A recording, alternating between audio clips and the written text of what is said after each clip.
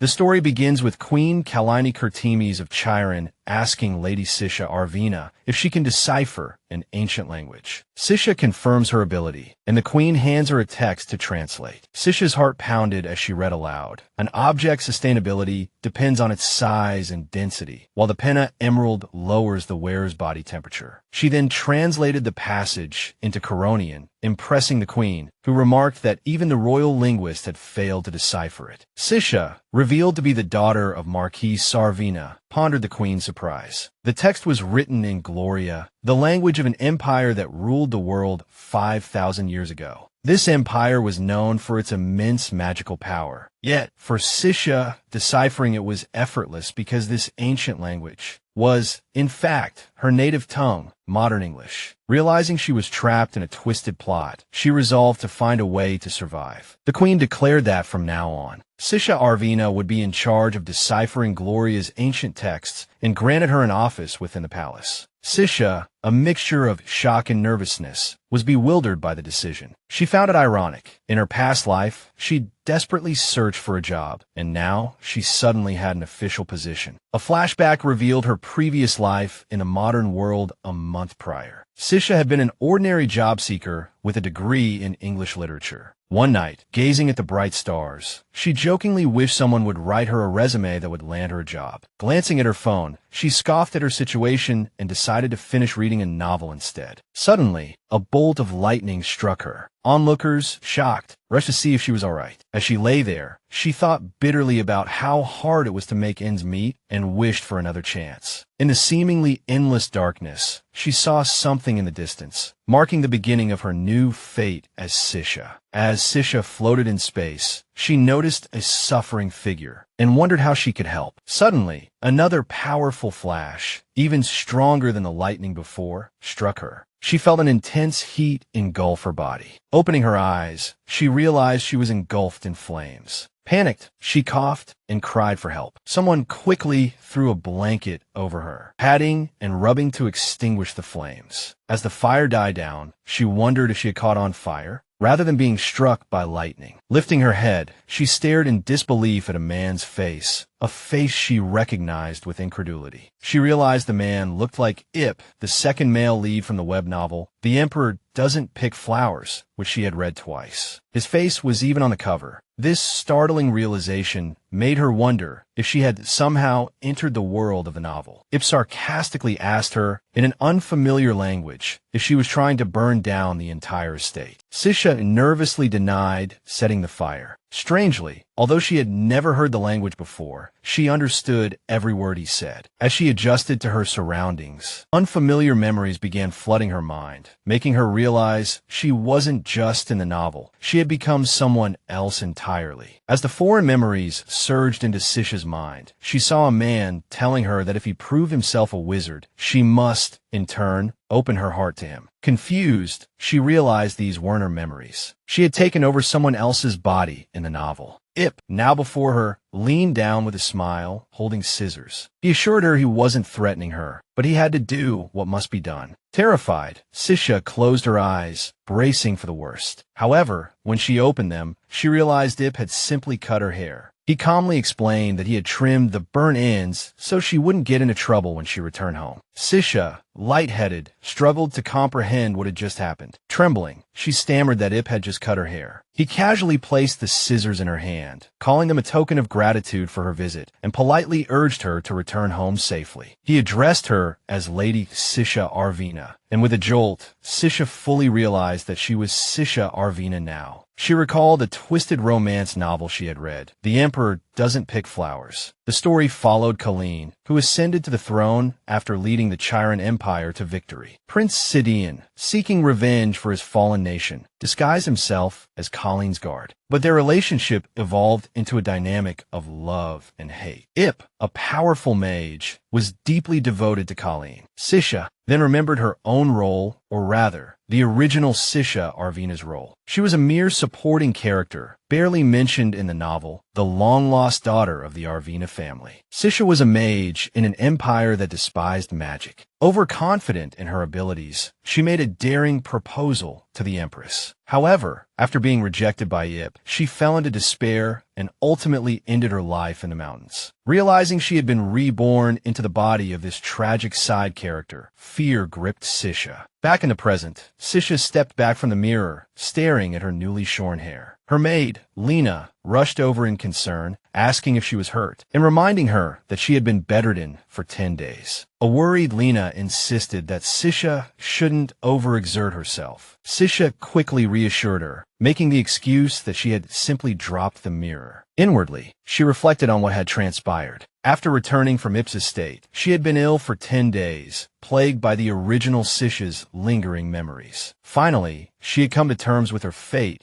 but she hadn't anticipated the deal Sisha had struck with the Empress. If she failed to decipher an ancient document within a month, Colleen would tear out her tongue. She had hoped to survive by avoiding the mountains, but now even that wouldn't be enough to guarantee her safety. Hearing about Sisha's hair, Lena became furious, vowing revenge on the bandits responsible. Sisha had previously lied, claiming her hair had been cut by bandits to avoid revealing the truth. Panicked, she quickly stopped Lena, insisting there was no need to put herself in danger. Despite her chaotic situation, Sisha was determined to change the narrative surrounding her. Contrary to rumors, the original Sisha hadn't approached it for romantic reasons, but purely for business. She had most likely died while searching for magical artifacts in the mountains, not from heartbreak. As for her hair, no one would guess it was Ip himself who had cut it. Lena gave Sisha a wishing doll, claiming it could grant wishes, as her own wish for Sisha's recovery had already come true. Sisha was curious, wondering if it could help her hair grow back. Remembering that Lena was the only servant who truly supported her, Sisha decided to give it a try. Holding the doll, she wished for her hair to return, but nothing happened. Lena encouraged her to chant the wish aloud, urging her to put her all into it. Sisha reluctantly shouted her wish, and suddenly, with a flash of light, her hair grew back. Shocked and amazed, Sisha took this as a sign. Determined to take control of her destiny, she ordered Lena to prepare the carriage and fetch her outdoor clothes. Lena, overjoyed, eagerly obeyed. As Sisha sat in the carriage, she trembled with anxiety, fearing Colleen would cut out her tongue. She admired Colleen's beauty, confidence, and unwavering resolve, qualities that had made her Sisha's favorite character in the novel. However, that same resolve now terrified her, as Colleen always kept her word. With only 3 weeks left, Sisha knew she couldn't escape. As the Empress of Chiron, Colleen's spies were everywhere. Running would be futile, so she decided to seek out the magical place. She recalled that a few months later, Iope would discover the ancient Gloria library hidden beneath the lake, filled with magical books. Since only Iope could decipher the ancient language, Sisha realized she could subtly guide him to discover this place earlier than planned, thus ensuring her survival. Resolute, she decided to go directly to Iope. "Hey, Iope, we need to talk, just you and me." Meanwhile, at Iope's manor, a man reported that only the mirror and carpet were damaged. Everything else was perfectly intact. However, Iope suddenly felt a shiver run down his spine. When asked if he needed a physician, he dismissed the idea. He explained it wasn't an illness, but an instinctive reaction. He had a premonition that something ominous and troublesome was approaching. Later, at the slumber cafe around 3 in the afternoon, Sisha waited anxiously, wondering if Iope would actually show up. She scribbled the last day of February on a piece of paper, recalling that he was supposed to visit this cafe today, according to the novel. However, the place was empty, making her wonder if she had remembered correctly. She recalled how, in the novel, Iope had repeatedly rejected her invitations, his rejections as cold as job application rejections. She couldn't entirely blame him, though, considering Sisha had burned down his study in the original story. Just then, her pen slipped from her grasp and rolled under a table. As she crawled under the table to retrieve it, she wondered if this was a sign she should leave. She finally located the pen, but at that very moment, Iope arrived at the cafe and ordered his usual drink. Sisha instantly recognized his voice. As Sisha hid beneath the table, retrieving her pen, Iope unknowingly sat down at the same table. She nervously tried to slip away unnoticed, but accidentally jostled the table, catching Iope's attention. As she scrambled out from under his feet, she began to greet him, But before she could finish, a startled Ayapi instinctively slapped her. Sisha, tears welling in her eyes, explained that her pen had rolled under his table. Ayapi showed little reaction, simply told her to enjoy her tea and prepared to leave. Sisha, shocked by his abrupt departure, shifted to follow him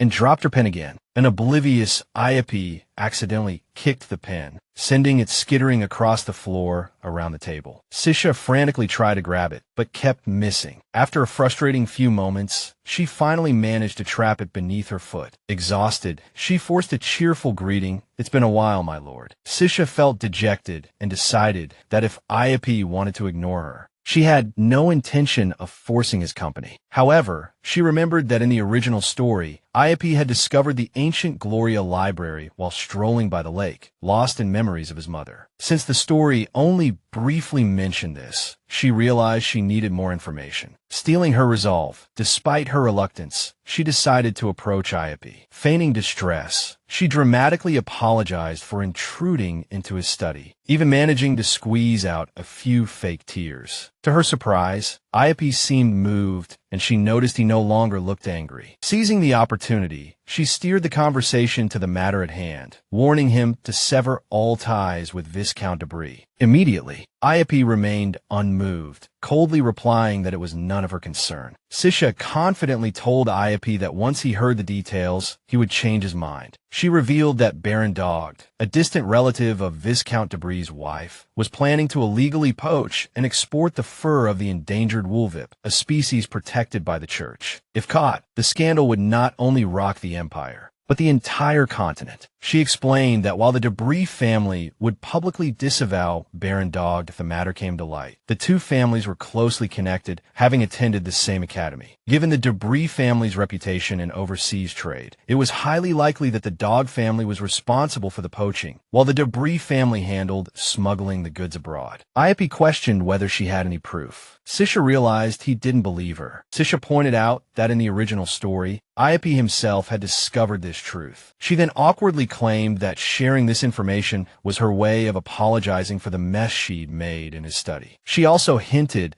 that she possessed more confidential information. Ayapi didn't respond directly, instead offering a sudden smile to the bewildered and nervous Sisha. Sisha wondered why he was looking at her that way, and Ayapi leaned in closer. A blush crept up Sisha's neck, thinking he might do something unexpected. However, he simply asked if she was wearing a wig. Disappointed, Sisha denied it, embarrassed by her own assumptions. She inwardly regretted her impulsiveness. Ayapi then asked if he could touch her hair. Sisha hesitantly agreed, but warned him not to cut it again. Meanwhile, back at the Arvina manor, a man heard that a carriage had left without his permission. With their mother abroad as an envoy and their father out training with the knights, he concluded that only one person could be responsible. A nervous Lena, Sisha's maid, defended her mistress, saying that as an adult, she had the right to leave the manor when needed. However, the man silenced her, stating she didn't have permission to speak. The man was Bialo Arvina, the eldest son of the Arvina family. He smirked, claiming that as a good older brother, it was his duty to guide his sister on the right path, even if it meant disciplinary action. He eagerly awaited Sisha's return. Back with Ayapi, he tugged on Sisha's hair as if to confirm something, making her yelp and demand he stop. He confidently declared that he knew it wasn't a dream. Annoyed, Sisha explained that she had used a wishing doll to make her hair grow back, claiming it could grant wishes with a prayer. Seething inwardly, she thought that just because Ayapi was the second male lead in the novel didn't give him the right to pull her hair. Trying to lighten the mood, Sisha excitedly showed him the doll, asking if it was cute. Ayapi simply said it was all right, leaving her stunned. She realized that as the second lead, he cared about deeper things than mere appearances. A determined Sisha insisted on giving him the doll. Despite Ayapi's initial refusal, she pressed it into his hand, insisting it no longer belonged to her. Recalling their similarities, she thought about how they had both lost their parents in accidents and strived to prove themselves to others. She smiled, hoping the doll would grant his wishes too. However, Ayapi disregarded her sentiment, saying he had to leave. A frustrated Sisha protested that she had important things to tell him. Ayapi brushed her off, saying he didn't have time, and suggested they talk another time. Sisha skeptically asked if there really would be a next time. As he walked away, Ayapi paused briefly, replying that there would only be a next time if her information was based on concrete facts. Sisha told Ayapi she had information about the Empress and her intentions. She urged him to seek her out if he believed her, confident she had planted a seed of curiosity in his mind. That evening, as Sisha returned to the manor, she noticed an unusual tension among the servants. She wondered if her absence had really been that serious, sensing something was amiss. As she opened the door, Bialo greeted her coldly, stating that she had finally returned. A startled Sisha stammered his name. Bialo reminded her that she needed his permission before leaving the manor, emphasizing that they couldn't risk anyone discovering she was a mage. As she tried to close the door, he angrily warned her not to and forcefully pulled her inside, claiming she had no idea how worried he'd been while their parents were away. He insisted she was under his protection. Sisha inwardly bristled, scoffing at the word protection, recognizing it as control. Bialo Arvina was actually the adopted son of the Arvina family. When Sisha discovered her true identity, she also learned of Bialo's existence, this older brother she had never met. Trusting him completely, she poured out her heart, revealing the secret she had kept hidden from the world. However, Bialo turned out to be nothing more than a controlling tyrant. Once he learned her secret, his entire demeanor towards her shifted, making it clear he only wanted to keep her under his thumb. Sisha glared at him, realizing just how manipulative he truly was. Bialo snapped at Sisha, demanding her attention. He taunted her by mentioning Lena being punished because of her. Sisha flinched, demanding to know what he meant. Bialo nonchalantly reassured her that he hadn't been too harsh, just made Lena do the laundry. An infuriated Sisha reminded him that Lena was her personal maid, not his, and he had no right to punish her. Unfazed, Bialo warned her not to raise her voice, saying she sounded like a commoner. He criticized her absence from a tea party at an important estate, one he had instructed her to attend. He stressed the vital importance of networking in high society and accused her of breaking her promise, leaving without notice, and not behaving like a lady. Declaring her behavior unacceptable, Bialo ordered her to write a letter of apology immediately. Sisha stood her ground, refusing, insisting she wasn't a child. Bialo scoffed at her defiance, maintaining that as her older brother, it was his duty to discipline her when she was wrong. Uninterested in further argument, Sisha ignored him, thinking that trying to reason with him was like talking to a brick wall. She refused to waste any more time on him. Bialo brought up a rumor about mages appearing in the town of Paidaful and asked Sisha what she thought had become of them. Unmoved, Sisha sarcastically commented that if this useless gossip was all his so-called networking provided him, she had no interest in knowing those people. Then, without another word, she left. Shocked and angered by her defiance, Bialo yelled after her, calling her a vile mage. Meanwhile, Sisha walked away, determined to find the ancient library of Ingloria. She imagined Bialo's frustration when she succeeded. She believed magic would play a key role in strengthening the Emperor's authority, until she suddenly remembered a crucial part of the novel's storyline. Ayapi, the very one who spread magic, would later ban it after defeating his brother. His brother had allied with dark mages in an attempt to overthrow Ayapi, but after their failure, the public only cared about the outcome. Thus, magic was once again labeled a satanic force and forbidden by the Empire. Sisha realized reputation was everything to Bialo, meaning he wouldn't spread rumors about her magical abilities lightly. Despite this, she had to find a way to survive. Just then, Lena approached, carrying a basket of laundry. She cheerfully inquired about Sisha's outing and apologized for not greeting her earlier, explaining she had been busy with the laundry. She said cheerfully that this was the last basket. Guilt stabbed at Sisha as she noticed the blisters on Lena's hands. Overcome with remorse, she embraced Lena and resolved to become stronger, not just for herself, but to protect those who supported her. Determined to change the future, she vowed to find the library of Ingloria and stay by Ayapi's side. Sisha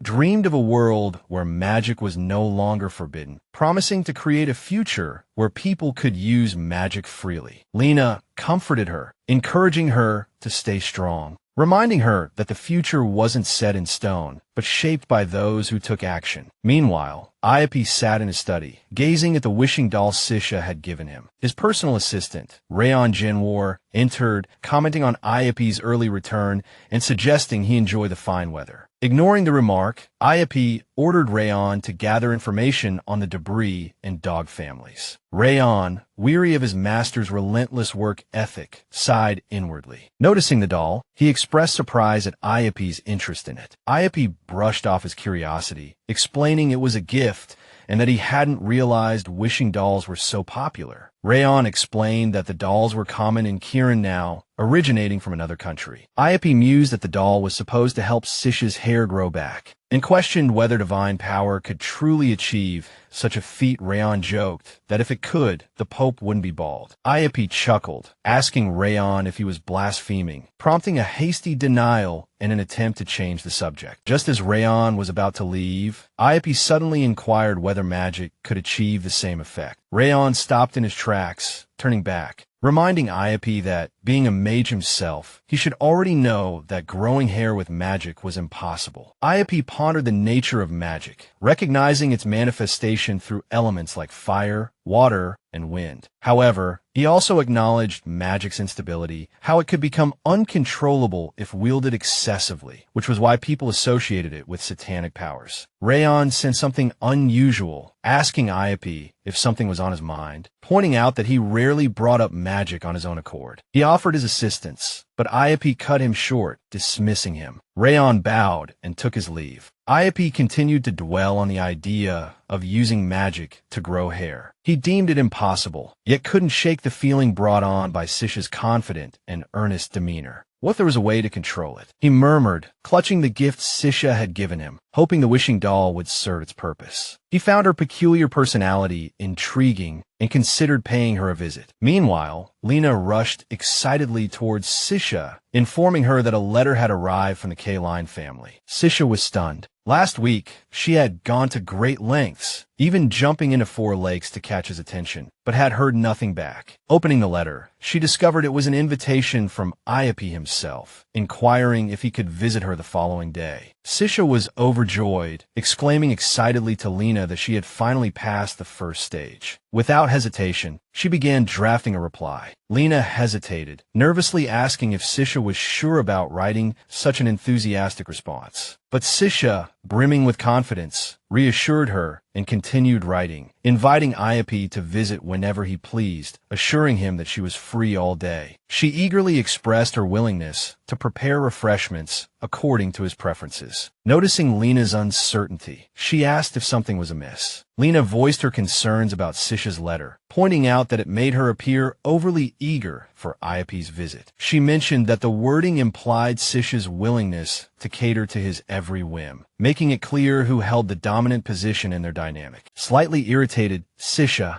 told Lena to stop. However, Lena then directly asked Sisha if she was trying to win Lord K-Line's heart. Sisha, exasperated, clutched her hair, demanding to know how Lena could tell. Lena calmly suggested a different approach, responding in a more aloof and elegant manner. Heeding Lena's advice, Sisha rewrote her reply with a more composed and distant tone, simply stating, "If you wish to visit, you are welcome to. Sisha Arvina." Sometime later, Iope finally arrived to visit Sisha, apologizing for his tardiness. He begged her forgiveness for keeping her waiting. When Sisha saw Iope, she found him even more charming than before. However, she quickly reminded herself to maintain her composure and a cool demeanor. Determined to appear graceful, she replied that there was nothing to forgive, even going so far as to say he was earlier than she expected. Iope chuckled, remarking that he had a feeling this meeting would be quite interesting. Sisha inwardly rejoiced, realizing Lena had been absolutely right. Her new approach had piqued Iope's interest in what she had to say. Iope then confessed that he was curious about something she had mentioned during their last encounter. Sisha panicked, realizing he might bring up the topic in front of others. No one but Bialo knew she was a mage, and the thought of her secret being revealed in a public setting filled her with dread. In her panic, she instinctively reached out and covered Iope's mouth, stopping him from speaking, and yelled for him to stop. To cover her nervousness, she quickly suggested they take a walk in the greenhouse instead. She stammered hammered out an explanation, insisting that their family's greenhouse was quite beautiful, and offered to give him a detailed tour, hoping to divert his attention. Ayapi, his voice muffled by her hand, mumbled for her to release him. Sisha, realizing her blunder, quickly withdrew her hand, mortified, and apologized. The scene shifts to the Empress meeting with a high priest. The priest proposes holding the inauguration ceremony for the high priest on the half moon. The Empress scoffs, pointing out that royal events are already scheduled for that day. She implies the priest is deliberately challenging her authority. However, the priest insists it's the only possible date. Inwardly, the Empress seethes at being treated with such disregard by a mere high priest, not even the Pope himself. She realizes her authority has weakened, because many look down on her for lacking a strong base of support. The past 2 attempts to overthrow her have ended in bloody conflicts, but she knows she can't always rely on force, especially not against a revered religious body. Recognizing the formidable challenge posed by the Pope's divine power, she strategically suggests postponing the ceremony to the full moon, questioning whether the church is truly as powerful as it claims. The priest takes offense at her words and warns her to watch her tongue. In response, one of the Empress's guards, Sidian, draws his sword and presses it against the priest's throat, intimidating him. The Empress stops Sidian, making it clear she doesn't want to provoke a fight, but reminds the priest who he is speaking to. The priest reluctantly agrees to postpone the date by a week. However, the Empress quickly realizes the true purpose of his visit isn't the inauguration ceremony, but something else entirely. He mentions a shortage of resources on the royal side, hinting at deeper political motivations. The Empress grips the armrest of her throne, acknowledging the request, claiming she will look into the matter. However, her true focus is on the evidence Sisha Arvina is supposed to bring her. Her tone grim. She hopes she won't have to resort to extreme measures, like ripping out Sisha's tongue. Meanwhile, Sisha suddenly shivers, a chill running down her spine for no apparent reason. In another scene, Sisha and Ayapi are seated together. Ayapi points out that their location is ideal for detecting eavesdroppers, because the glass walls make it easy to see anyone approaching. Sisha realizes his point, inwardly admitting he's right. Ayapi then asks if that was her intention, and she nervously laughs, agreeing. However, Ayapi continues to stare at her intently, making her even more uneasy. She tries to cover it up with another nervous laugh, then changes the subject. Sisha tells Ayapi directly that she knows he wants to understand the Empress's thinking. She reflects inwardly on her position. Having lived as a commoner for over 20 years, it's natural for Ayapi to be skeptical of her. To pique his interest, she plays the Woolvip card. Sisha also considers the political landscape among the nobles. The new Empress, Kurtimes, is an enigma, leaving the nobles at a crossroads. Should they risk pledging their loyalty to her based on her potential as a great leader, or should they continue to hold her back? Since Ayapi isn't yet enamored with Colleen, he has no reason to offer her support. Before making a decision, he needs as much information as possible. Sisha asks Ayapi if he's ready to listen,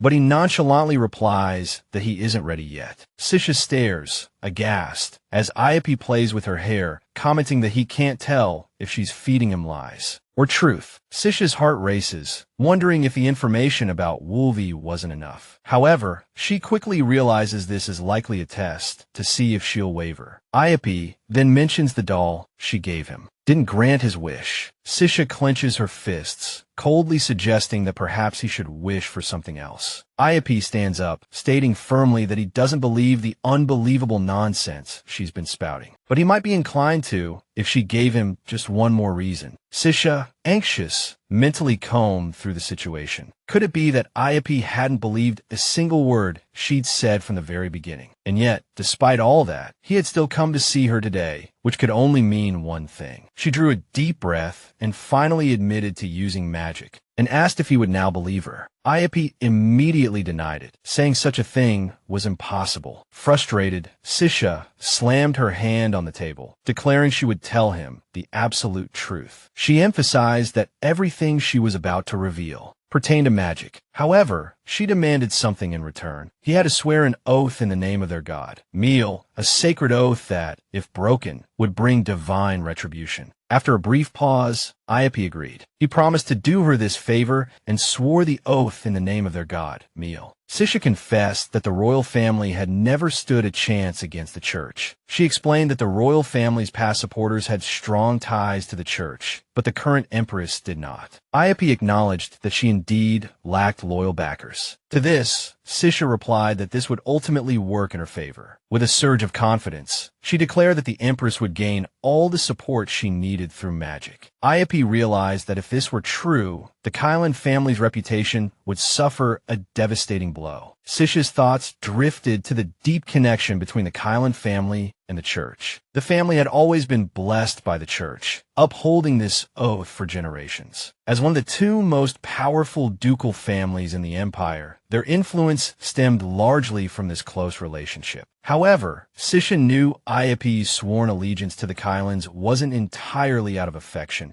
He must have carefully considered the political advantages. She then laid out her most crucial piece of information. Once people realized that magic wasn't a satanic force, divine power and magic would be able to coexist. She suspected Iapi had already considered this when making his decision, understanding that supporting the Kylans would ultimately benefit both the K-line family and himself. Sisha tempted Iapi, suggesting he could have complete control over magic, and revealed that she had found the way. Intrigued, Iapi leaned forward, asking how. Sisha hesitated, but knew she had his attention. She explained that magic was a raw, untapped energy, difficult to control, and potentially dangerous if overused. To manage it, the ancient Ingloria Empire had created spells capable of controlling magic. Iapi found the theory interesting, but questioned how they could possibly acquire spells from an empire long lost. Sisha then revealed her true request. She wanted Iapi to help her find the ancient Ingloria library, which she believed housed countless spell books. She yearned for them, hoping the ancient language of Ingloria would be worth the effort. Iapi abruptly asked if Sisha had used a spell to regrow her hair, and what kind of spell it was. Sisha, startled, paused before refusing to answer. She told him she hadn't yet achieved her goal, so there was no reason to reveal all her secrets. Despite her anxiety, she remained confident, knowing that once the library was found, her words would be proven true. Sisha revealed that the hidden library was located beneath a body of water, requiring magic to reveal the entrance. Confident in her abilities, she insisted she could find it. However, Iapi questioned why she specifically needed his help. Sisha explained that he held the key. He had once visited the lake that concealed the library with his mother. Iapi pointed out that Sisha seemed to already know the answer, but listened as she insisted she wasn't deceiving him. He chuckled, casually mentioning the lake, prompting Sisha to eagerly inquire about its location. Iapi, instead of answering, nonchalantly claimed he didn't remember a thing, then turned to leave, much to Sisha's frustration. She pressed him, certain he had recalled the place, but was simply refusing to tell her. Iapi, he teased that recalling the memory might take a few days, perhaps even a week. Desperate, Sisha pleaded with him to remember within 3 days, feigning a tearful expression and insisting she would visit him at the Klein estate then, hoping he would agree. Iapi offered a strained smile. Iapi welcomed her formally, making Sisha feel as if she were in a high-stakes job interview. Just as Sisha and Iapi were conversing, Bialo appeared suddenly, catching Sisha off guard. He greeted her with a knowing tone, questioning why she hadn't mentioned having a visitor and asking if Iapi was the friend she had spoken of earlier. Panicked, Sisha inwardly cringed, fearing Bialo's interference. He pressed further, inquiring about Iapi's noble lineage, dismissing him as unimportant since few had seen Iapi up close. Amused, Iapi turned to Sisha, pointedly asking, "Are we friends?" Flustered, Sisha quickly shook her head, attempting to downplay the situation. She tried to dismiss Bialo, politely suggesting they speak later. However, Bialo sharply commented that considering Sisha's commoner background, she lacked proper etiquette. Frustrated, Sisha urged him to leave, trying to maintain her composure in front of Iapi. Bialo feigned disappointment, saying he had expected better from her. An embarrassed Sisha apologized, but Bialo brushed it off, saying they had been through this before. However, Sisha suddenly snapped, accusing him of his habit of subtly belittling others to elevate himself. A stunned Bialo was speechless. Sisha accused Bialo Bialo of trying to assess whether her guest was an important person worth befriending. Bialo was shocked by her bluntness, but an irritated Sisha sarcastically commented on his lack of awareness, suggesting he use a crystal ball since even the surrounding plants were more perceptive. Bialo attempted to deflect by bringing up the household budget adjustments made because of her, but Sisha had finally had enough, yelling at him to leave her alone and calling him a fool. A stunned silence followed, Bialo standing there in disbelief. To break the tension, Ayapi took Sisha's hand, telling her he could escort her away. Bialo attempted to regain his composure, apologizing for Sisha's behavior and offering tea as a formal apology. However, Ayapi declined, claiming he got headaches when surrounded by fools. Sisha, surprised by his words, questioned him, but Ayapi calmly explained he simply didn't have time for fools. He then asked if she was ready to leave. Sisha agreed, and the two walked away together, leaving Bialo standing awkwardly alone. As Sisha and Ayapi walked, Sisha insisted her previous behavior wasn't like her usual self, claiming she was normally soft-spoken and polite. However, Ayapi commented that she was more aggressive than he had anticipated. Sisha explained that she was merely defending herself. Ayapi admitted he wouldn't judge someone based on rumors, but if she had remained silent, he would have been disappointed. Sisha laughed happily, realizing perhaps she should have tried harder. She reassured herself that waiting 3 days wasn't a big deal, and that everything would work out in the end, or so she thought at the time. Just then, a steward approached them, bearing unexpected news. Lord Klein had departed for the south on urgent business. A shocked Sisha questioned if it was some kind of prank. The steward bowed apologetically, insisting it was indeed an emergency. A dismayed Sisha lunged towards the departing carriage, suspecting Ayapi was merely hiding inside, wanting to see her reaction. However, the steward regretfully informed her the carriage was empty. He instead presented her with a letter, saying it was left for her by Master Klein. Sisha took the letter clumsily, reassuring herself that Ayapi wouldn't leave without an explanation. Sisha read Ayapi's letter. The letter listed the various lakes he had visited, described almost as if a travel blogger were showcasing the lakes of Kirin. He mentioned the Lyle and Leiden rivers, a school picnic at Lake Elf, the daffodils in bloom at Lake Vitrivia,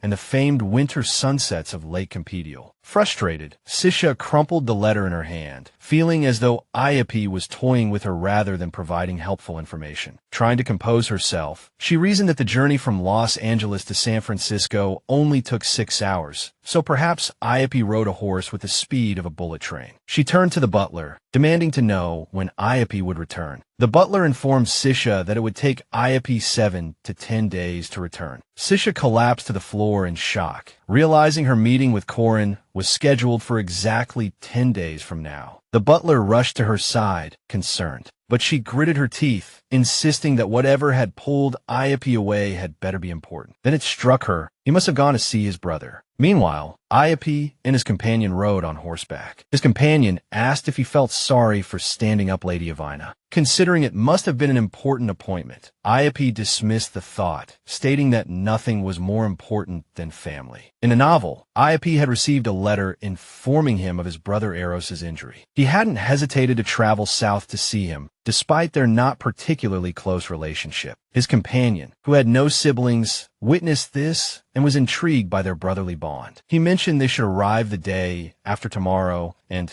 suggested a carriage would have been more comfortable. However, Ayapi was more interested in the journey itself, admiring the blooming flowers and urging his companion to hurry. As they rode, his thoughts drifted to Lady Ivina. He had promised to help her find the Ancient Ingloria library, but had never specified its exact location, as he didn't fully trust her or her motives. He had given her a list of possible locations, planning to observe her actions to reveal her true intentions. Despite this, he couldn't shake the guilt of canceling their meeting. He told himself it wasn't because of the conviction in her voice when she asked for help, nor the hesitant way she spoke before doing so, not even the unexpected shyness that replaced her usual aloof demeanor. Lost in thought, Ayapi suddenly burst into laughter. His companion, bewildered, asked what he found so amusing, clearly perplexed by his sudden outburst. Lena urged Sisha to stop moping in bed. It had been 8 days since Ayapi left, and only 2 days remained until the deadline of her agreement with Corin. The locations on Iape's list had all proven fruitless, leaving her frustrated. She also couldn't understand why Iape's brother hated him so much, recalling the scene in the novel where he rudely kicked Iape out, wishing him dead. The storyline was heading towards a dramatic event.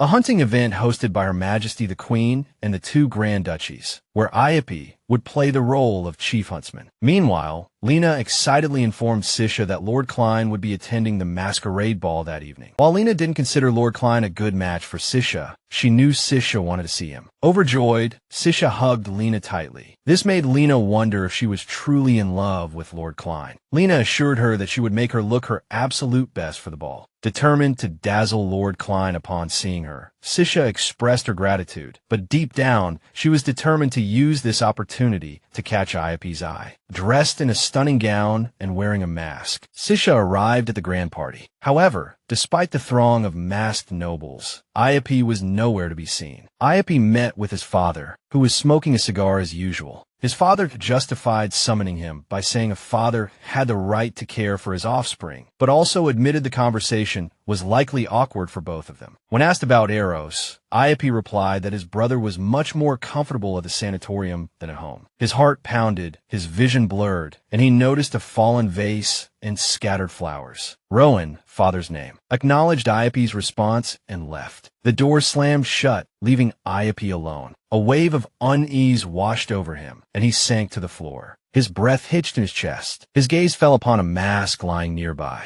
He reached for it, thinking anywhere was better than here right now. The scene shifted to a bustling party in full swing. Everyone was drunk, pouring drinks, laughing, and enjoying themselves. A man told a ghost story about a graveyard, eliciting roars of laughter from the crowd. A girl excitedly demanded more drinking games from Lady Avina. Sisha, as drunk as the rest, grinned and suggested a game of Never Have I Ever, earning cheers from the others. Deep down, she knew Iape wasn't coming. If he hadn't arrived by now, he wasn't coming at all. There would be no way to find the ancient library. Her fate was sealed. She didn't want to die, but if it was unavoidable, she decided to enjoy every last second until then. Exhilarated and tipsy, Sisha grabbed a bottle, shouting her love for drinking games. She suggested they play Taskmaster. Then she switched it up to Paranoia, where players whisper a question to the person next to them, and the answer must be said aloud. The party continued with cheers and laughter. A while later, a drunken Sisha stumbled onto the balcony, wondering if she was being too wild. She reassured herself that she had no regrets. Looking around, she spotted a masked man, unaware it was Iape, swaying precariously against the balcony railing. She noted how flimsy the railing looked and warned him to stay away from it, offering to call him a carriage if he needed to rest. Iape, irritated, snapped at her to go away. But before he could react further, the railing began to crack. Seeing the danger, Sisha rushed forward, reaching out to grab him before he fell. In that split second, Iape recalled his brother's hateful words, "I wish you were dead and gone." As he lost his balance, his mask slipped. Sisha caught him just in time. Both of them gasped for air. Frustrated, she scolded him, asking why he had to make things so difficult. Sweat dripping from her brow, she demanded to know what he had been trying to do. Meanwhile, in Iape's mind, a flashback unfolded, a glass slipping from his hand, shattering on the floor. Someone asked if he was all right, but he didn't respond. He just rushed out of the crowd. Even surrounded by people, he felt utterly alone. He wondered if enduring the pain would eventually make it go away, but deep down, he was terrified of anyone seeing him so vulnerable. Overwhelmed by frustration, Sisha first punched Iape, then slapped him. She yelled at him, demanding to know if he was trying to kill himself. She berated him for ignoring her warning about the railing and not backing away. Furious, she reminded him how lucky he was to be alive. Just then, a butler rushed in, asking if everything was all right, and offering to escort them inside. Sisha declined, saying she needed fresh air and requested to be taken somewhere quiet. She sobbed as she walked away, while Iape looked on in confusion. "I was the one who almost died, so why is she crying?" Later, outside, Sisha held Iape's hand, guiding him through controlled breathing. She patted his hand as she instructed him to inhale and exhale, counting slowly. Once he seemed calmer, she released his hand. Iape flinched, wondering if she was going to leave. Suddenly, Sisha plopped down by the fountain, groaning in frustration. She complained about how heavy Ayapi was and realized that now that she wasn't worried about him anymore. The alcohol was hitting her hard again. Drunk and dizzy, she mumbled about how unfair life was. She confessed that she understood his despair because she herself was going to die soon. She revealed that she had promised Her Majesty the Queen that she would find proof that magic could be controlled, but she had found nothing. If she didn't find the ancient library within the next 2 days, Her Majesty would have her tongue ripped out and end her life. Ayapi shuddered in shock. He stammered, confessing his complete ignorance of her precarious situation. Sisha abruptly stood, declaring that the masquerade ball had brought her to a stark realization. If she was destined to die, she might as well live life to the fullest. She refused to waste time wallowing in misery, knowing it wouldn't change a thing. Instead, she encouraged Ayapi not to squander his opportunities, assuring him that one day he would look back and realize it had all been worth it. Ayapi stood awkwardly as Sisha inwardly wondered if she should have just minded her own business. She knew Corin would console him at the hunt tomorrow. Still, she wanted to remind him of his own strength. She acknowledged Corin's role in helping him, but ultimately, it was Ayapi who seized the opportunity and pursued magic. Reflecting on her own life, Sisha recalled her professor suggesting graduate school, a dream she hadn't pursued, opting instead to enter the workforce. Then, she confessed that there was a time when she, too, wanted to disappear. Negative thoughts had consumed her, and she couldn't escape. She warned Ayapi that if he allowed negativity to fester, it would eventually take complete control of his mind. Ayapi asked how she had overcome her struggles. Sisha blushed, teasing him for finally treating her with a modicum of respect, pointing out his previous rudeness. Ayapi apologized. Sisha explained that she had fought back the darkness by clinging to the people who loved and supported her, her family, her friends, and the happy memories they shared. Ayapi questioned whether she was suggesting he focus solely on happy thoughts. Sisha clarified, acknowledging that memories weren't always pleasant, but he should concentrate on those that propelled him forward. She explained that while it wouldn't erase his worries, it would lessen the burden. She reminded him that pain and sadness existed because they had experienced true happiness. By remembering their happiest moments, they could find the light at the end of the tunnel. Ayapi hesitated, however, admitting he wasn't sure he had the right to happy memories, fearing the guilt that would follow. He mentioned his mother, but abruptly stopped. A flashback revealed a young Ayapi, questioning his father about his mother's sudden disappearance. He asked why no one, not even his brother, Eros, had searched for her. His father's expression hardened, his reply chilling, warning him that dwelling on the past prevented him from living in the present. Sisha asked what he'd been about to say about his mother. Ayapi hesitated, wondering why he was confiding in her so much. He took a step back, dismissing it with a shrug, saying it was nothing and that he should leave, having already taken up too much of her time. Sisha, however, told him that his mother would undoubtedly want to be remembered with fondness. She insisted that burying memories out of grief and guilt was a tragedy, adding that if she were his mother, she would want him to remember and speak of her. Just then, a shooting star streaked across the sky. Sisha pointed excitedly, whimsically wishing for a picnic blanket and a mug of mulled wine. The sight triggered an emotional flashback for Ayapi. His mother had once pointed out a shooting star to him, suggesting they should go stargazing one evening when his father wasn't busy. It was her wish. Back in the present,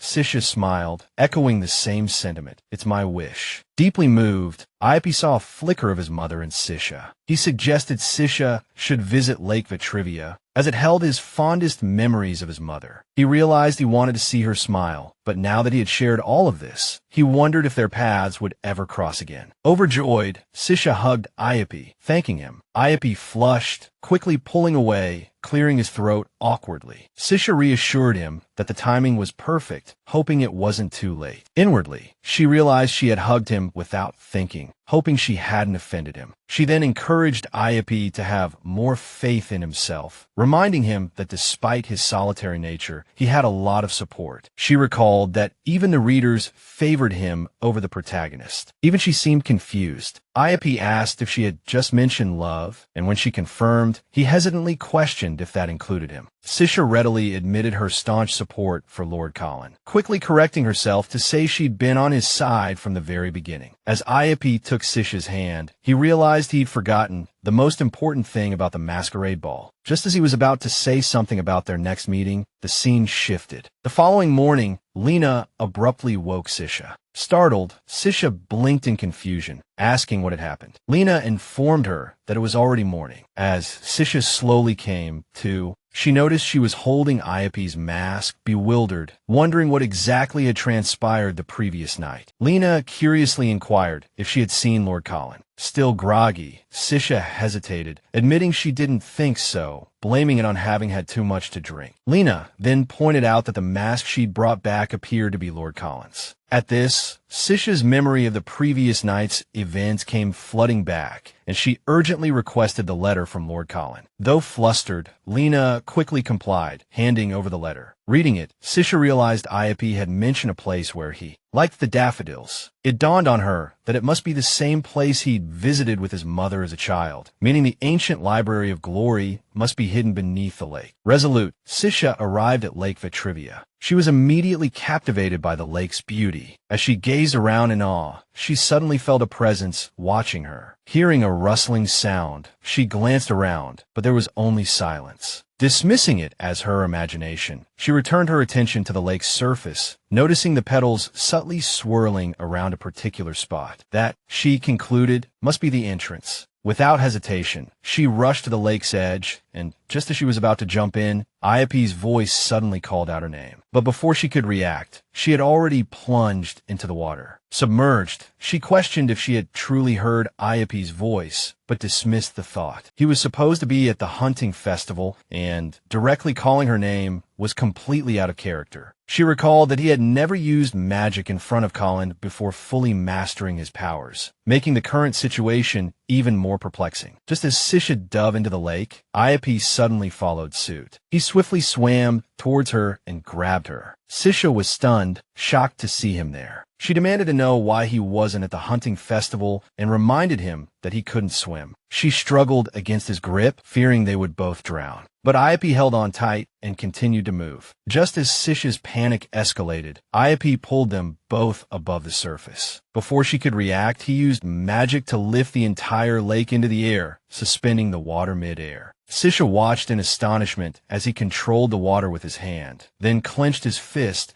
causing all the water to fall back down. With a furious expression, Ayapi demanded to know what she was thinking. Annoyed, Sisha questioned his actions in return. She accused him of meddling and scolded him for jumping into the water when he couldn't swim, pointing out that he could have died. Ayapi, his voice grave, told her that it wasn't him who wanted to die, but her. Confused, Sisha reassured herself internally that she could swim, but then a crucial fact struck her. In this world, people didn't learn to swim. Like the witch hunts of her original world, witches here were once identified by being thrown into water. If they floated, they were deemed witches and executed. Though the practice has stopped, the fear lingers, and swimming isn't a common skill anymore. Sisha shrugged, assuring him she was a strong swimmer and perfectly capable on her own. She quickly clarified that it had nothing to do with being a witch. Ayapi suddenly stumbled, and Sisha's expression turned to concern. Ayapi, she called, but he collapsed to the ground. She rushed to his side, worry etched on her face. Are you all right? She asked. Ayapi gave a weak smile. You said last night you were going to die for sure. Sisha frantically tried to recall what she had said. Her eyes widened as Ayapi confirmed, you said you would die if you didn't find the library. Seeing her bewildered expression, he asked, did you forget what you told me? Sisha, embarrassed, admitted she didn't entirely remember everything. She apologized, then hesitantly asked what else she had said to him that night. Ayapi slumped for a moment, then sighed and stood up. I don't remember either, he said, ending the conversation. Sisha watched him with concern, wondering if he was being truthful. He looked like a lost puppy, making her doubt he was truly okay. To lighten the mood, Sisha hesitated, then said with a laugh, well, it doesn't matter what was said last night, as long as I didn't do anything stupid. Ayapi simply replied with a flat I see, still seeming dejected. Sisha changed the subject, enthusiastically pointing out, "The important thing is that you jumped in and saved me, Iope." He acknowledged her with a short reply, but she noticed him subtly backing away. She wondered if she was staring too much, then quickly dismissed the thought. Then it hit her. By using magic to save her, Iope had openly revealed himself as a witch. This meant he had finally embraced his magical path. Excitement bubbled inside her. She planned to take him to Korn the next day. With his help, they could translate the ancient Ingloria language together. She envisioned supporting Iope, reviving magic, and helping him win Korn's favor, ultimately leading to a perfect fairy tale ending where everyone would be happy. Lost in thought, she was surprised when Iope unexpectedly draped his coat over her. She protested, saying she was fine, but he insisted she take it, lending it to her. Sisha then noticed his shirt was soaked, almost transparent, realizing he must be cold too. Iope suddenly broke the silence, asking, "What do we do now?" Sisha, flustered, asked what he meant. He explained that she had now seen his weakness, his secret as a witch exposed. In response, Sisha playfully dismissed it as no weakness at all and revealed that she, too, was a witch. She assured him she would help magic return to its former glory. Then, declaring she could sense it, she stated they needed to find the water vein, the source of magic. Without hesitation, Iope raised his hand, channeling his magic. Sparks and flashes erupted as he conjured a portal. Sisha watched in disbelief as the portal opened before her. She gasped, realizing it led to the legendary ancient library of glory. Iope and Sisha stepped into the ancient library, amazed by its pristine condition. Iope couldn't believe it remained untouched, but Sisha explained that magic must have been protecting it. She was ecstatic. They found the ancient library of glory filled with magical books. Following Iope inside, Sisha marveled at how he had found this place. In her excitement, she realized that thanks to him, she wouldn't be facing death tomorrow, and her tongue would be spared. However, a flicker of apprehension arose as she noticed Iope had already opened one of the books, a sign that their journey into the unknown had begun. As Iope examined the text, he noted that he had never seen these characters before. Sisha, full of confidence in his abilities, believed he could master the ancient language within 3 months. She eagerly leaned closer, asking to see the book. However, as she read the text, she was startled to discover something entirely unexpected: a recipe for chicken noodle soup, a favored remedy for colds among the Glorian people. Confused and sweating, Sisha wondered if she was dreaming. Iope assured her she was wide awake, and expressed surprise that she seemed to be able to read the ancient language. Flustered, Sisha quickly tried to deny his assumption, claiming she was merely talking to herself. Panicked, Sisha wished to avoid being further drawn into the main plot. She refused to believe that such a rare, ancient text was about the Glorian people and their chicken noodle soup. However, Iope casually commented that she had summarized the book's contents quite well, leaving Sisha annoyed that she had inadvertently stolen the spotlight. As Iope repeated her earlier words, Sisha was alarmed by his memory, realizing that if he continued to analyze the language structure,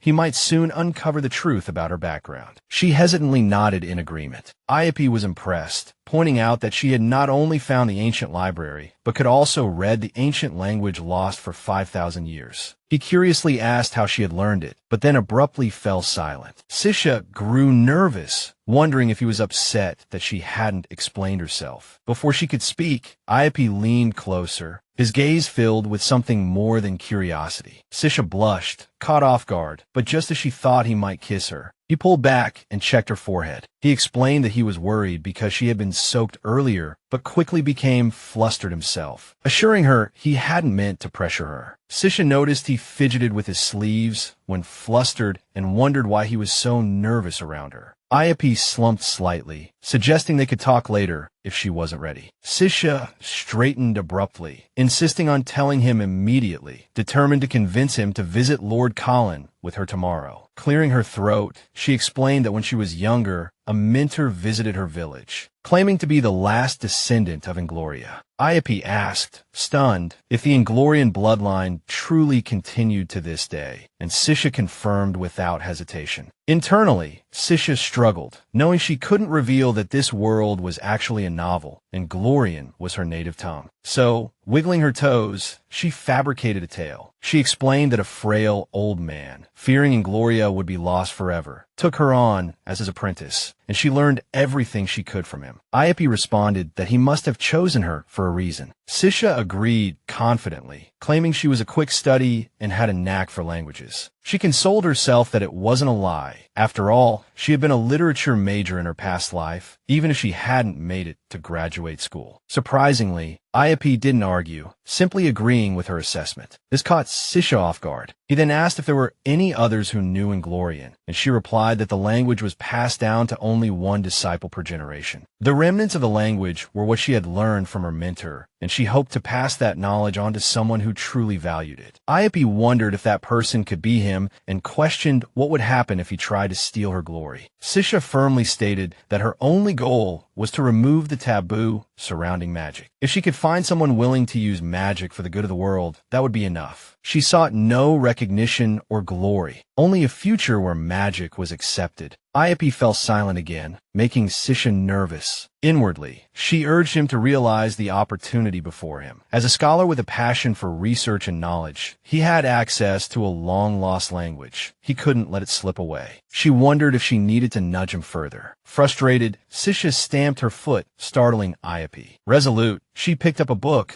convinced that if Inglorian was, in fact, just English as she knew it, she should be able to activate a magic spell. It was written inside. Iope asked her if she had discovered anything, and she told him to look closely. She'd had a hunch, but she never expected the words before her to be an actual spell. With a surge of confidence, Sisha read the inscription aloud. Open sesame. The air crackled. A sudden gust of wind whipped around them, and a blinding light erupted as a hidden door creaked open. Water and debris from the lake bottom surged towards them. Panic seized Sisha. Close sesame. Close sesame. She cried desperately. The door slammed shut, the wind died down, and the spell ceased. Sisha stood there, breathless and exhausted. Iope stared at her, dumbfounded, declaring that she had successfully wielded magic. Sisha chuckled, reminding him that she had promised to make him famous. Iope, his voice brimming with excitement, spoke of the library's limitless potential, speculating that it must contain books on crafting magical artifacts. He envisioned the vast knowledge they could gain from studying these texts. Then, Sisha made an important request. She asked Iope to accompany her to the royal palace the following day. Though not typically adventurous, she was willing to take a risk with him. They shook hands firmly, sealing their agreement. Sisha reassured herself that they wouldn't do anything too dangerous. Her primary goal was to ensure Iope fulfilled his role as the story's hero. She was determined to support him until she could discreetly depart. In her mind, everything was set. Iope would learn magic, fall in love with Queen Colleen, and they would all live happily ever after. At least, that's what she thought at the time. The scene shifted to Iope and Sisha standing before Queen Colleen. The queen gazed at Sisha, commanding her to read the text before them. Sisha clutched the book nervously, bewildered by how the situation had escalated. It had all started so smoothly, but now she found herself in uncharted territory. The queen recognized Sisha, a smile gracing her lips as she complimented her hunting skills from the previous day. Iope immediately bowed respectfully, maintaining a composed demeanor. Relief washed over Sisha as she realized the events were still aligning with the novel's plot. She recalled how Iope was supposed to encounter Queen Colleen during the hunt, the queen assisting him after he fainted, leading him to fall in love with her. The queen then praised Iope for his vigilance and successful slaying of a bear. Iope responded modestly, insisting the queen overestimated his abilities. Sisha was caught off guard by this unexpected turn. The queen playfully suggested a proper hunt with Iope, to which he humbly admitted her superior skills. Anxiety gnawed at Sisha. Was their relationship more competitive than romantic? The queen shifted the conversation, assuming they were there to discuss magic. Sisha, struggling to maintain her composure, confirmed this. Together, she and Iope informed the queen of their discovery of the ancient Library of Glory. The queen seemed intrigued, but didn't immediately respond, leaving them both on edge. Panic fluttered in Sisha's chest. She hoped Iope would take the lead as planned. Eager to redirect the credit to Iope, she hastily claimed he was the one who cleared the water from the lake. Iope countered, stating that Sisha had found the library. He then pointed out that she had deciphered the ancient language. To this, Sisha argued that he had memorized the passage. The queen was impressed by Sisha's rare ability to understand the lost language, a feat even her royal linguists couldn't accomplish. Without hesitation, she tasked Sisha with deciphering the Inglorian texts, assigning her an office within the palace. She appointed Iapi as her assistant and ordered the formation of a research team led by Sisha. Sisha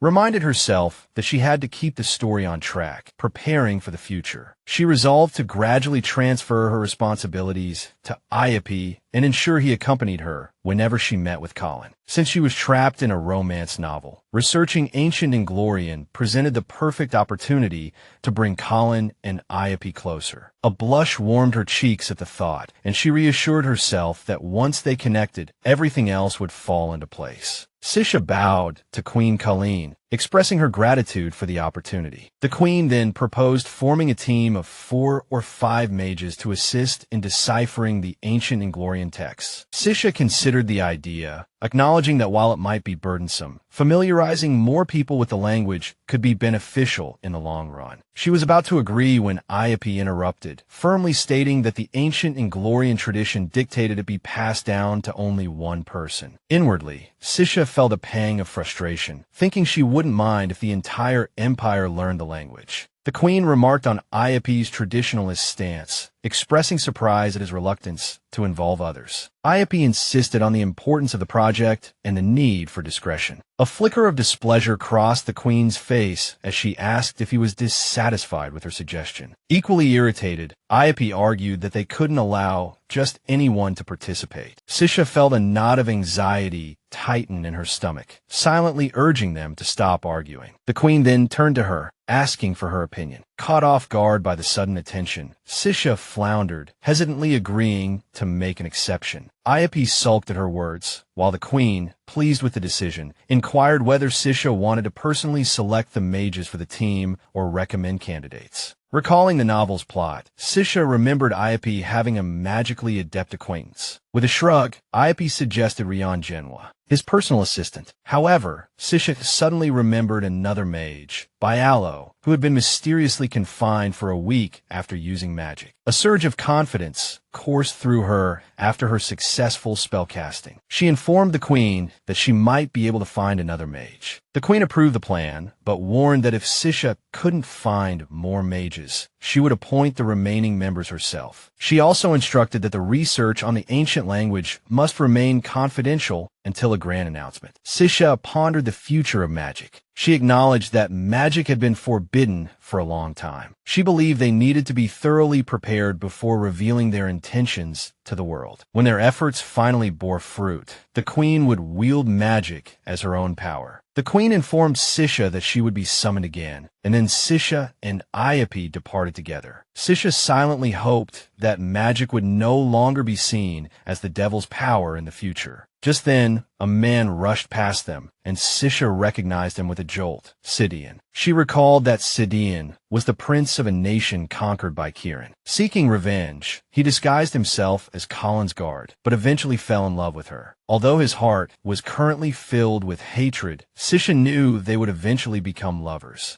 Despite initially supporting Iapi and Colin, she couldn't help but root for Sidian and Colin as well. Iapi, noticing her reaction, asked if she knew the man. Flustered, Sisha instinctively blurted out how handsome he looked, then quickly clapped a hand over her mouth. Scrambling to cover her slip, she claimed she was merely admiring his attire, praising how stylish the knight's uniform had become. Nervously, she then complimented Iapi's brooch, saying it matched his eyes and looked elegant. She cringed internally at her own words, bewildered by what she was saying. Iapi, his expression unreadable, returned the compliment, praising her dress. Clearing her throat, Sisha suggested they should be going. Iapi agreed, but tugged on her arm, suggesting they walk together. Meanwhile, elsewhere, a mysterious man swirled a glass of wine as a kneeling guard reported to him that they had finally found Sisha. The man chuckled, a predatory gleam in his eyes, and decided to wait and see mentioning the Sword of Babel. As they prepared to leave, Iope informed Sisha that he had briefly explained their plans to his personal assistant, who would be waiting for them upon their arrival. He gestured towards the carriage, politely inviting Sisha to enter first. A bead of sweat trickled down Sisha's forehead. She realized that Iope only used this particular carriage for important story moments. Usually, he kept a low profile, avoiding unwanted attention. Yet today, not only had he inquired about the fit of his attire, but he had also chosen the most extravagant carriage. A carriage from the Klein family. This could only mean one thing. He wanted to present his best self to Queen Colleen. Inside the carriage, Sisha asked him if he had memorized the ancient language's alphabet as planned. Iope stared at her for a moment before replying that he had only learned a little, but found it quite amusing to piece the letters together and vocalize them. Sisha hiccuped in shock. She realized all she had done was read the alphabet aloud and given him a simple phonetic picture book, and he had already grasped how to combine the letters. Awe of his intellect washed over her. He was a true prodigy. Noticing her reaction, Iope offered her some water, asking if she was all right. Sisha quickly recovered, praising his flawless pronunciation and urging him to say more. Iope paused, then mentioned they would be arriving shortly. At the Klein Manor, Sisha exclaimed, marveling at his incredible pronunciation, declaring she had nothing left to teach him. Iope smiled, then asked if she would stay by his side forever. Caught off guard, the only thought that crossed Sisha's mind was, so sick. Iope looked confused, repeating the phrase, so sick, asking Sisha if she was implying he was ill. Panicked, Sisha realized her blunder and struggled to explain. Iope ventured a guess, suggesting it might be a curse, akin to ass out of you and me. Sisha hastily denied this, lying and saying so sick actually meant something was incredibly good. She clarified that she was complimenting his grasp of the Inglorian language, though inwardly, she admitted his impressiveness extended far beyond that. Iope digested this information, repeating the phrase once more. It suddenly struck Sisha how endearing it was that her favorite character was learning slang. Since he was learning English, he should learn some trendy expressions too. She explained that the people of Gloria used different vocabulary depending on age, location, and current trends. Intrigued, Iope asked for more examples. Sisha taught him the phrase read the air, explaining it didn't literally mean reading the air, but knowing when to speak and when to stay silent. Iope found this useful, committing it to memory. Pleased, Sisha promised to teach him more along the way, though she privately admitted she wasn't exactly up to date on the latest slang herself. Since he couldn't verify, she figured she could teach him whatever she wanted. She then began to introduce another interesting phrase when the carriage came to a halt. A man opened the door, greeting Sisha and introducing himself as Rayon Genwa, offering his hand to help her alight. Sisha was taken aback, finding Rayon even more charming than she had imagined. She cheerfully introduced herself, hopeful they could persuade him to join their cause. She reminded herself to read the air with a bright smile, but Rayon looked perplexed, asking what she meant. Realizing her misplaced slang, she quickly suggested they go inside. Once inside, upon hearing the news, Rayon dropped his teacup in shock. He exclaimed in disbelief, learning there might be a way to control magic. He then quickly apologized, asking Sisha if she was hurt. She reassured him the tea was only lukewarm. Iope, ever the gentleman, produced his handkerchief, gently dabbing at Sisha's hand. She thanked him, formally addressing him as my lord. Iope then turned to Rayon, expressing understanding for his surprise, and explaining that if magic could be controlled, it could be wielded like divine power. Still reeling, Rayon murmured, realizing this was why Iope had visited the royal palace that day. He noted that the queen had yet to establish a firm base of support. Sisha observed his quick grasp of the situation and understood why Iope had chosen him as an assistant. She explained their plan to study the ancient Inglorian language and assemble a team of mages to test whether magic could truly be controlled. In the original story, Rayon had a keen interest in magic, so she decided to ask him directly if he would join the research team. She also acknowledged his hard work and dedication.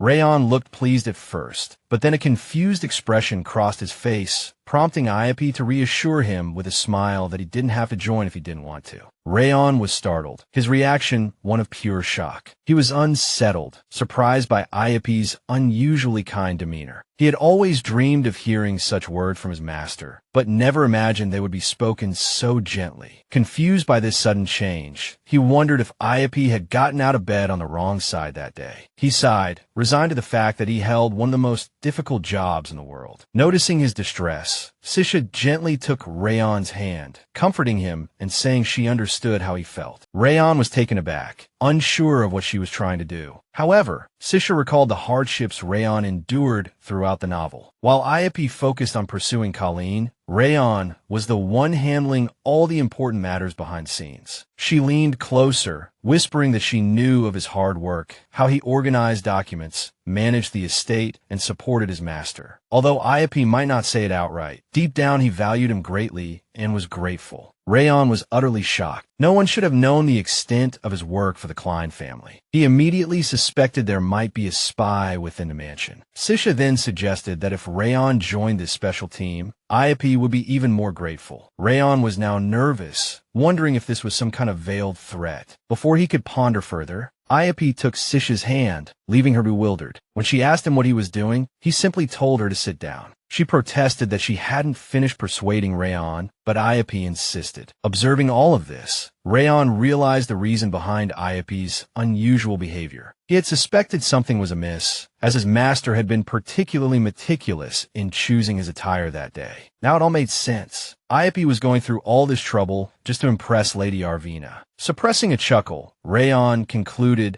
that Sisha's presence was sure to make things more interesting, especially since it was rare to see his master so flustered. Finally, Rayon agreed to join the special team and shook hands with Sisha. She responded enthusiastically, expressing her excitement to work with him. Iope watched their exchange, a smile playing on his lips. This caught Sisha's attention. Before they parted ways, Sisha asked Rayon for a favor. She needed a recommendation for a trustworthy mage. Later, Rayon sat outside alone, lost in thought. He could only think of one person suitable for the role, but he hesitated, unsure if he should make the recommendation. Rayon recalled a past incident where a building had caught fire. Amidst the smoke and chaos, he heard a desperate cry for help. Running towards the sound, he saw a frightened girl, Ninian, her clothes suddenly ablaze. He frantically doused her with water, extinguishing the flames. Soaked to the bone, Ninian stared at him with wide eyes, nervously exclaiming that she was also a mage. Back in the present, Ninian suddenly appeared before Rayon, startling him. She casually commented on how busy he'd been lately, causing Rayon to jump in surprise and ask what she was doing there. Ignoring his reaction,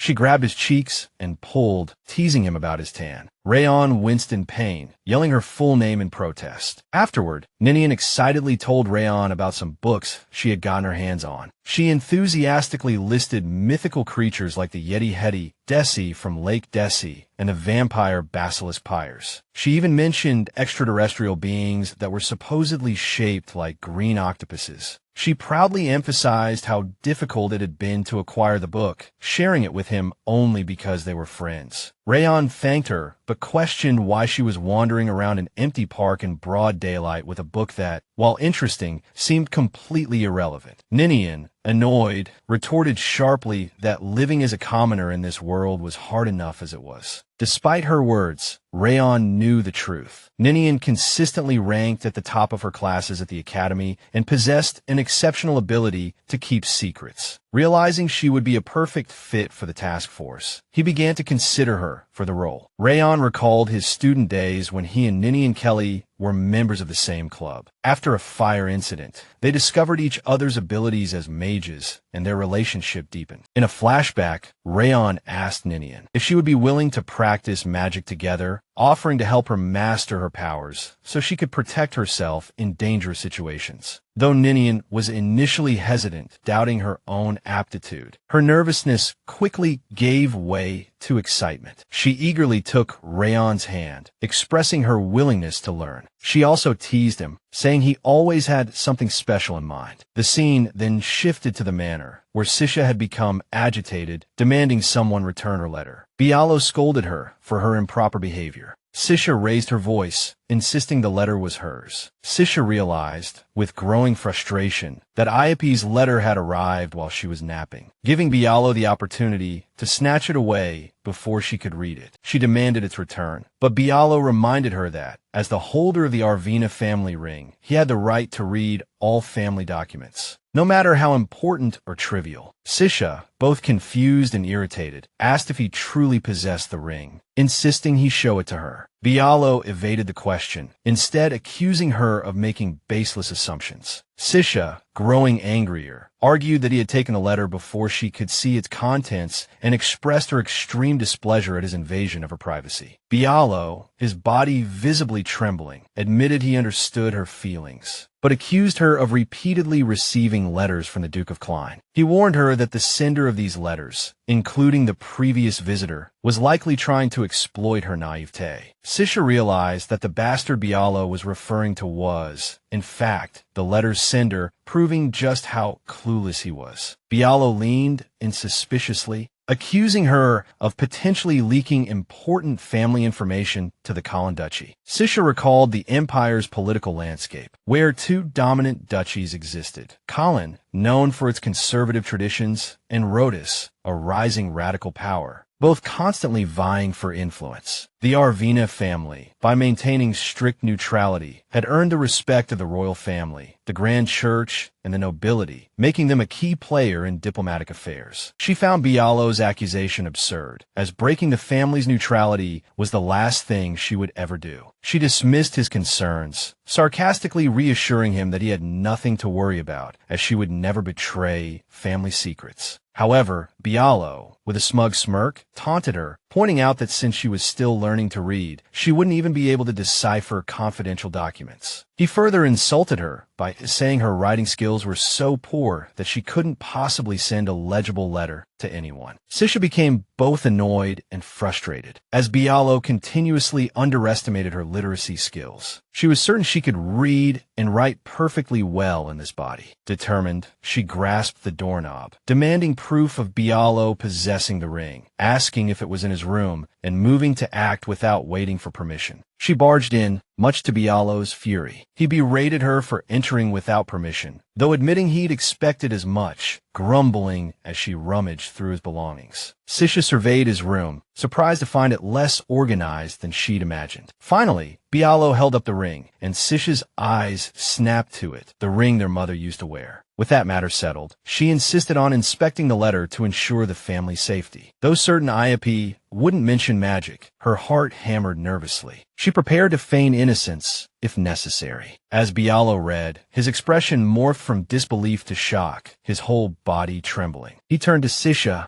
demanding to know what she had done. Sisha realized something was terribly wrong, anxiety spiking. Bialo cried out in frustration, holding up the letter, asking what she could have possibly done to warrant such a message. The letter itself was a typical chain letter, claiming good fortune would befall the recipient if they forwarded 7 copies to others. Otherwise, their good luck would be transferred to someone else. Sisha stared, bewildered by the absurdity of it all. However, as she looked closer, she noticed hidden Inglorian script scattered throughout the letter. Realizing only Iape knew Inglorian, she deduced he must have written it, too lazy to sign his name. Feigning amusement, she exclaimed that she'd finally received a chain letter. Bialo looked skeptical, questioning whether the Duke of Carlin would truly send her something so trivial. Sisha felt a bead of sweat trickle down her temple, but maintained a confident facade, shrugging casually and claiming such letters spread quickly amongst the upper class. Bialo remained unconvinced. However, he pointed to the strange markings on the letter, questioning their purpose. Sisha quickly realized he perceived the scattered Inglorian script as mere doodles. Since the alphabet resembled stick figures, it was a reasonable assumption for someone unfamiliar with the language. Inwardly, she acknowledged Iape's cleverness, disguising the script as decorative symbols. With a confident air, Sisha told Bialo the strange markings appeared to be mere decoration. Then, she suggested he hold the letter over a candle flame to see if anything was hidden. To her surprise, he actually did so, but nothing happened. Sisha tried to appear unaffected, teasing him for being so worked up over a harmless chain letter. She snatched the letter back, suggesting he should send copies to his numerous acquaintances. Bialo refused, telling her to do as she pleased. Sisha bid him a nonchalant farewell and departed. The moment she was out of his room, the shocking realization hit her that she hadn't properly read the letter herself. Quickly, she unfolded the paper. Iape's message was simple. He inquired about her safe return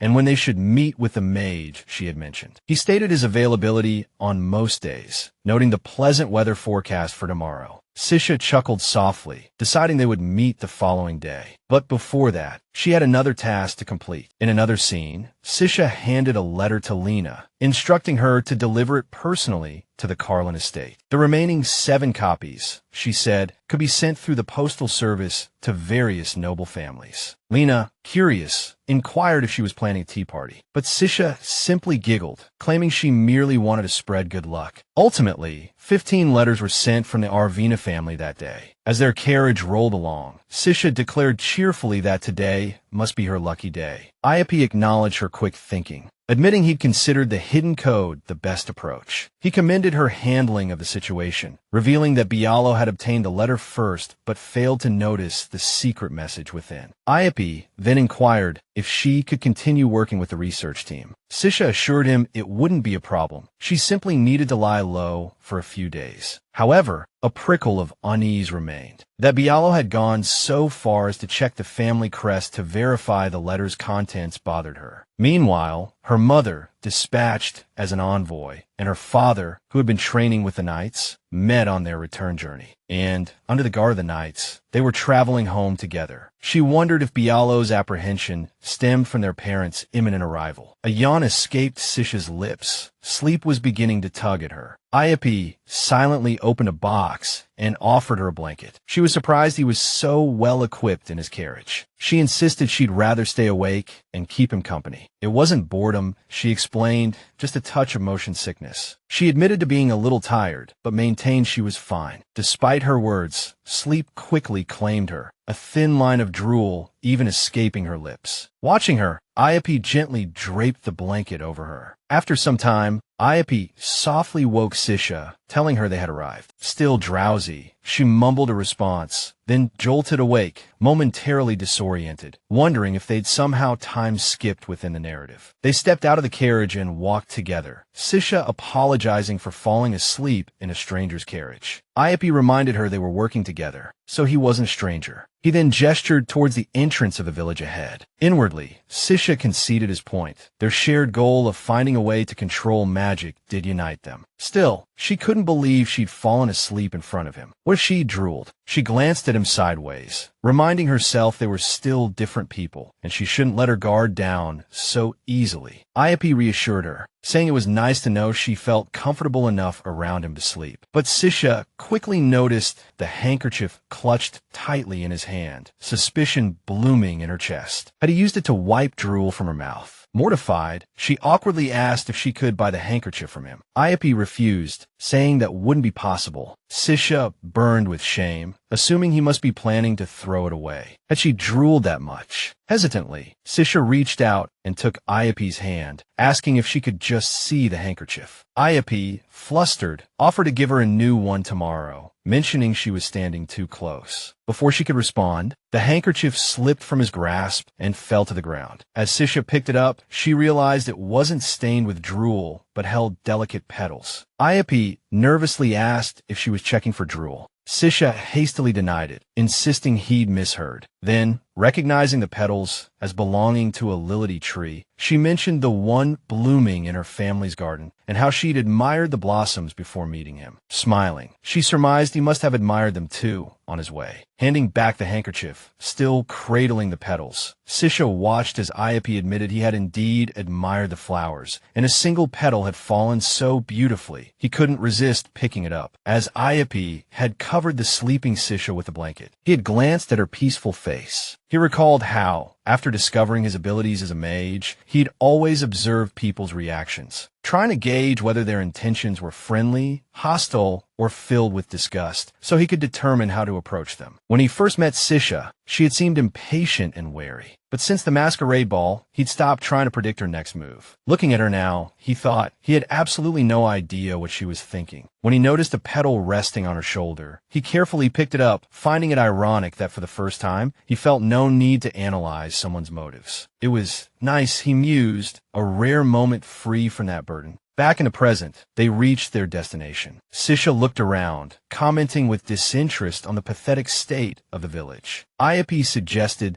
they begin gathering information on their target. Sisha pondered their approach, wondering if it might be easier to disguise themselves as tourists. She recalled what she knew of Brandt, the infamous sorcerer of Village Pipetail. Unlike most sorcerers who kept their magic hidden, his notoriety echoed throughout the empire. However, no one truly knew what kind of magic he wielded. Rumors swirled. Some claimed he'd incinerated entire villages, others that he'd triggered avalanches. Still, there were no reports of him running rampant, meaning he was likely still safely tucked away within the village. Word had it that he refused to speak of the reasons behind his use of magic. His mystique worked in their favor, as their mission, too, had to be conducted with utmost secrecy. Sisha turned to Iape, a newfound confidence in her voice. "Should we begin our search for the sorcerer?" she asked. As they strolled through the village, Sisha murmured to Iape, "I expected chaos, given the sorcerer's presence, but this village seems surprisingly peaceful." A cheerful stall owner, a matronly woman with a bright smile, noticed them. Taking them for tourists, she offered them an apple. Sisha hesitated. Almost instinctively, she wanted to ask Iape if he minded accepting food from a stranger. Memories of his past surfaced. Certain members of the K-line family had refused to acknowledge Iape and his brother as legitimate heirs, leading to multiple attempts on Iape's life. The reason? His mother was a sorceress, and he had inherited her powers. Due to repeated poisoning attempts, Iape had stopped eating food offered by others, even developing a resistance by regularly ingesting small doses of poison. Even now, attempts on his life continued. Sisha expected a polite refusal, but to her surprise, Iape accepted the apple from the stall owner, thanking her. Then, even more shockingly, he took a bite. Sisha's eyes widened. She'd been so certain he would refuse. Before she could stop herself, she grabbed Iape's hand and took a bite from the same spot where he had just bitten. Looking up at him with curiosity, she asked, "Is it really that good?" The stall owner, noticing Sisha's reaction, asked if she was feeling unwell, but Sisha reassured her, claiming the apple was simply too delicious. The stall owner then mentioned the famous waterfall, explaining that the apple's sweetness was due to the region's cool climate and pure water. Sisha, recalling that the waterfall was Village Pipetail's main attraction, expressed her curiosity about whether it lived up to its reputation. The stall owner then recommended an inn with a sky blue roof, describing it as the perfect spot for honeymooners. At this, Sisha flushed, quickly denying that they were newlyweds. The stall owner looked surprised. "If you're not married, how can you travel together?" she asked. Flustered, Sisha fumbled for a response. Before she could speak, Iape smoothly intervened, referring to Sisha as his lovely wife, and explaining that she only thought so because they had been married for over 3 years and were hardly newlyweds. But, he added, he still felt like they were on their honeymoon. Leaning closer, he murmured to Sisha that pretending to be married would help them avoid unwanted attention. Sisha was momentarily stunned, realizing that despite his love for Colleen, Iape was willing to go this far for their mission. She wondered if it truly was all for Colleen, but ultimately decided to play along. Fully embracing the role, Sisha excitedly played the part of Iape's doting wife in front of the stall owner, calling him Honey Bunch Man with exaggerated enthusiasm. Iape, caught off guard by the nickname, broke out in a light sweat, while the stall owner beamed at them. Sisha continued her dramatic performance, reminiscing about how she had been infatuated with him, following him around like a puppy. Iape, amused, leaned in and played with her hair, teasing her that the tables had turned. Sisha, feigning affection, linked her arm through his, calling him a smooth talker and playing along with their charade, declared that they were indeed newlyweds. The stall owner, a cheerful older woman, declared that she knew they were a couple all along, pointing out Iape's reddening ears. Sisha was taken aback, realizing his reaction likely signaled embarrassment or perhaps discomfort at the ongoing charade. Quickly releasing his hand, she offered a nervous laugh, feigning curiosity about his sudden flush. However, Iope, in a surprising move, took her hand again, this time with a certain firmness, and declared his intention to buy 10,000 apples. The air thickened with awkwardness as the stall owner, clearly astonished, explained that she didn't have that many, offering a meager 10 instead. Undeterred, Iope insisted he would buy every apple she had, instructing her to load them into the black carriage at the village entrance and have the driver deliver them to the manor. The stall owner, bewildered but agreeable, called out for someone named Fran to assist, causing the aforementioned Fran to jump in surprise. The stall owner hastily assured Fran that she would pay, but then questioned why they were so fixated on a painting that hadn't sold. Sisha, noticing the painting for the first time, felt an immediate pull towards it. Approaching Fran, she complimented the artwork, inquiring if it was theirs. Fran nodded in response. Sisha, her eyes tracing the lines of the painting, remarked that it reminded her of Alphonse Mucha, but quickly corrected herself, stating it was more akin to a favorite piece of her own. Then, she asked if it was for sale. Fran, startled, hesitated before confirming that it was. Sisha realized with a jolt that she had initially mistaken Fran for a boy. Fran revealed the painting's title, Scent of Spring. Sisha found the name as beautiful as the painting itself. At that moment, Iope stepped in, telling Fran to forget the apples and wrap the painting so they could take it with them. Fran readily agreed. Iope, with a discreetly mouthed message, informed Sisha he would place the painting in his carriage and have it delivered to her later. He smiled, then asked Fran to assist him, mentioning there were more empty bags nearby. Sisha, sensing an opportune moment, decided it was time to start asking questions. Sisha approached the stall owner, politely asking if she could inquire about something. The stall owner encouraged her to ask away. Sisha then asked if she knew someone named Brandt.